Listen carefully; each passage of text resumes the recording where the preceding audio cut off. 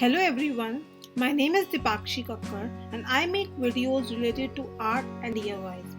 And you are most welcome in this fresh episode of Indian Folk Art. इस बात की video में मैं आपके लिए लेकर आई हूँ एक और अमेजिंग और खूबसूरत इंडियन फोक आर्ट जिसका नाम है Pithora painting. And you know what is the best part about this series कि आप पिथौरा पेंटिंग के बारे में जान सकते हैं पिथौरा पेंटिंग बनते हुए देखते देखते. तो जब तक मैं आपको बताती हूँ कि पिथौरा पेंटिंग एग्जैक्टली क्या है, उसके पीछे की हिस्ट्री और स्टोरीज क्या है, तब तक आप एंजॉय कीजिए इस स्टोरी को सुनते सुनते इस अमेजिंग पिथौरा पेंटिंग को बनते हुए.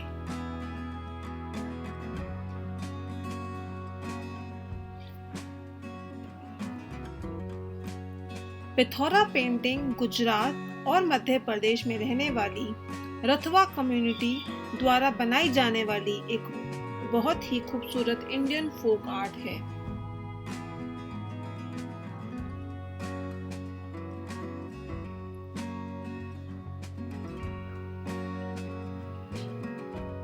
इस पेंटिंग के मेन कैरेक्टर 6 हैं, 7 यानी कि 7 घोड़े यानी कि हॉर्सेस, जो 7 हिल्स को दर्शाते हैं, जो रथवा रेजिडेंस की सराउंडिंग्स को शो करते हैं.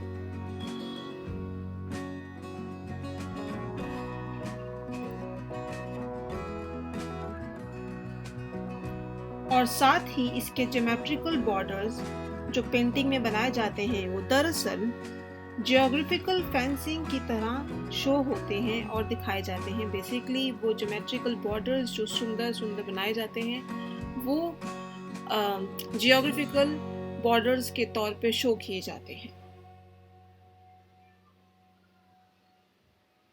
और ये जियोग्राफिकल फेंसिंग आमतौर पर अरेबियन सी यानी कि west, Bharuch in south, Indore in north and east को दर्शाते हैं.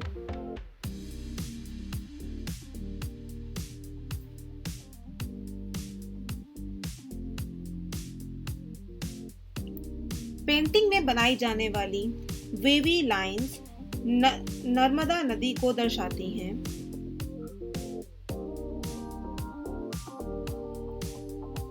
अब तक आपको आइडिया लग गया होगा कि ये पेंटिंग सिर्फ पेंटिंग नहीं, एक मैप की तरह शो की गई है. तो दरअसल ये पिथौरा पेंटिंग एक तरीके का रियल डिस्क्रिप्शन है रथवा ट्राइब के लाइफस्टाइल का.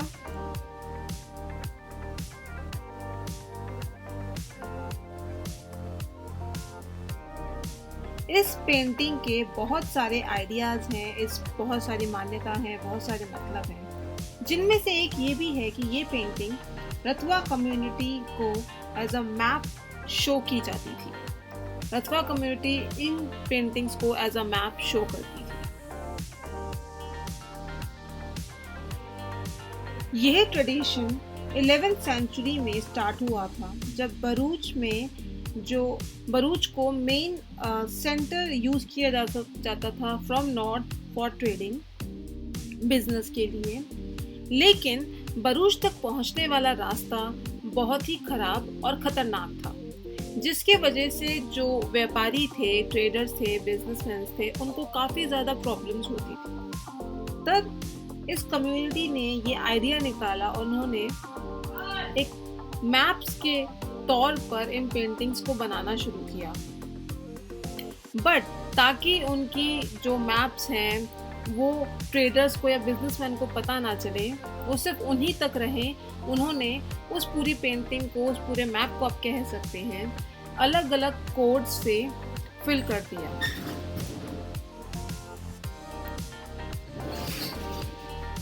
जिसके रिटर्न में और एक्सचेंज में to tell routes to businessmen and traders, they used to take silver coins.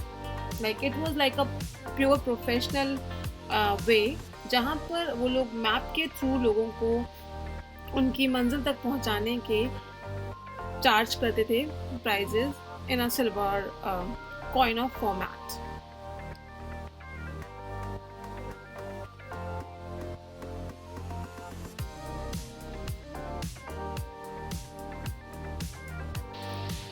जिन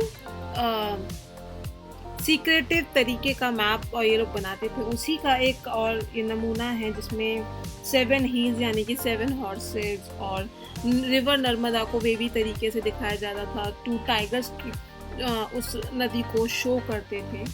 ये सब सिर्फ एक तरीका था ट्रेडर्स से उन रूट्स को छिपाने का और अपने प्रोफेशन को बचाने का।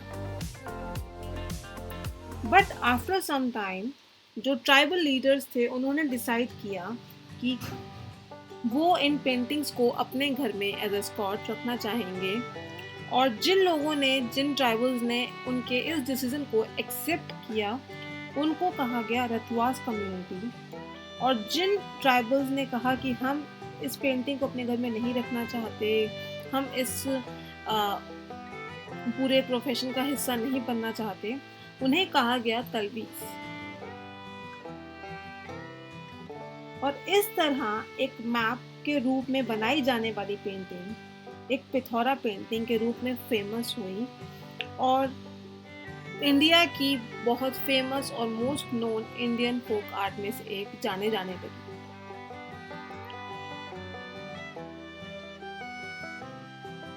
और एक वक्त ऐसा भी आया जब पिथौरा रथवा कम्युनिटी ट्राइबल कम्युनिटी की भगवान बन गई, बिकॉज वो एक तरीके का उनके लिए सोर्स ऑफ इनकम था।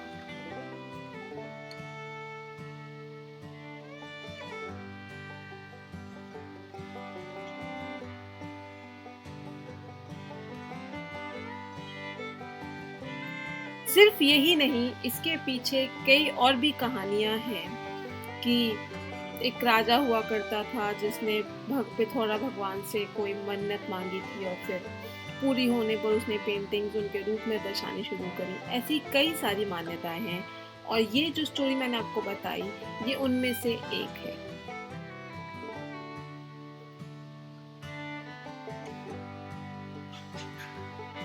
हालांकि ये भी नोटिस किया गया है कि इस पेंटिंग्स को पुराने ज़माने में 11th सेंचुरी 12th सेंचुरी के आसपास केव्स पर भी बना हुआ देखा गया है। तो एक वक्त पे ये भी माना गया था कि ये एक तरीके की केव पेंटिंग है। तो ये एक और उसकी मान्यता है कि ये भी एक केव पेंटिंग हो सकती है एक तरीके की। बट हम इसको इस तरीके से भी देख सकते हैं कि पहले ज़माने में कैनवसेस नहीं हुआ करते थे और लोगों के पास बहुत ज़्यादा अच्छे साधन नहीं हुआ करते थे अपनी कला को दर्शाने के लिए। तो दीवारें ही एक सबसे बेस्ट ऑप्शन हुआ करती थी उनके लिए अपनी कला को प्रदर्शित करने के लिए। तो हो सकता है कि उन्होंने यही एक रास्ता चूज किया हो अपनी कला लोगों तक पहुंचाने के लिए।